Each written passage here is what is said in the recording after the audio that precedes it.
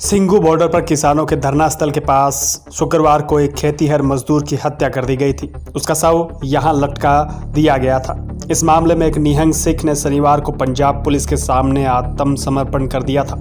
इस जघन्य हत्याकांड में गिरफ्तार होने वाला यह दूसरा निहंग सिख है। अमृतसर जिले के राख देवीदासपुरा गांव के नारायण सिंह ने पुलिस के सामने कबूल किया कि उसने लखवीर सिंह का पैर काट दिया था और उसे अपने किए पर पछतावा नहीं है। शुक्रवार को एक सिख पवित्र ग्रंथ को कथित तौर पर अपवित्र करने के बाद लखवीर पर बेरहमी से हमला किया गया था। उसका शव सिंघू बॉर्डर के पास एक पुलिस बैरिकेड से लटका दिया गया था।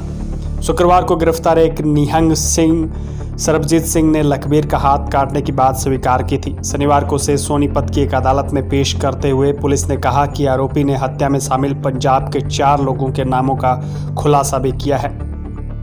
नारायण और सरबजीत दोनों को पुलिस हिरासत में देखा गया। उनके गले में फूलों के हार पड़े थे। उनके भयानक कृत्यों की कट्टर निहंग सिखों ने प्रशंसा की है। सोनीपत के डीएसपी वीरेंद्र सिंह ने बताया कि सरबजीत को 7 दिन की पुलिस हिरासत में भेजा गया है। पुलिसकर्मियों ने नारायण को पकड़ने के लिए राख देवीदासपुरा गांव की घेराबंदी की थी। मामले की धार्मिक संवेदनशीलता को देखते हुए एसएसपी कौशल ने कहा कि नारायण को उनके गांव में घेरते समय सावधानी बरती गई। पुलिस की भारी मौजूदगी को जानकर निहंग सिख ने छिपने की कोशिश की। हालांकि नारायण के पास विकल्प नहीं थे और इसलिए शाम 4 बजे स्थानीय गुरुद्वारे में प्रार्थना करने के बाद उसने सार्वजनिक संबोधन करते हुए आत्मसमर्पण की घोषणा की थी। नारायण ने बताया कि वह 15 अक्टूबर को सुबह 5:35 पर दिल्ली पहुंचे थे। उन्होंने पाया कि लोगों के एक समूह में तीखी बहस हो रही थी, इसलिए उन्होंने अपनी कार रोकी और पूछा कि मामला क्या है और कथित बेअदबी के बारे में उन्हें सूचित किया गया। निहंग सिख ने दावा किया कि उसने पहले पूछताछ की क्या लखवीर अभी भी जीवित है। तब उसे पता चला कि लखवीर जिंदा है तो उसने अपनी तलवार खींची और मजदूर के पैर को 3 बार से काट दिया।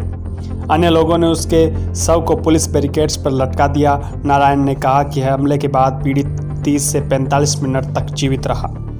नारायण ने कहा कि मुझे कोई पछतावा नहीं है। उन्होंने कहा कि श्री गुरु ग्रंथ साहिब हिंदू, मुस्लिम और बौद्ध सहित सभी धर्मों के लोगों के पूजनीय हैं। मैं कानून से भाग नहीं रहा हूँ, मैं खुद सरेंडर कर रहा हूँ।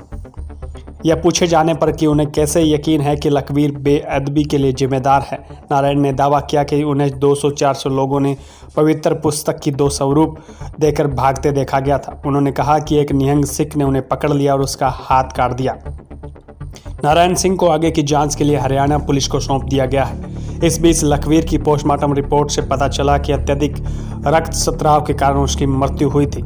एक पुलिस अधिकारी के अनुसार मजदूर के पैरों सहित शरीर में नुकीली चीज से 35 से 40 चोटों के निशान मिले हैं। अधिकारी ने कहा कि जांच में यह भी पता चला है कि पहले उसे कुछ दूर पर घसीटा गया और फिर पीटा गया।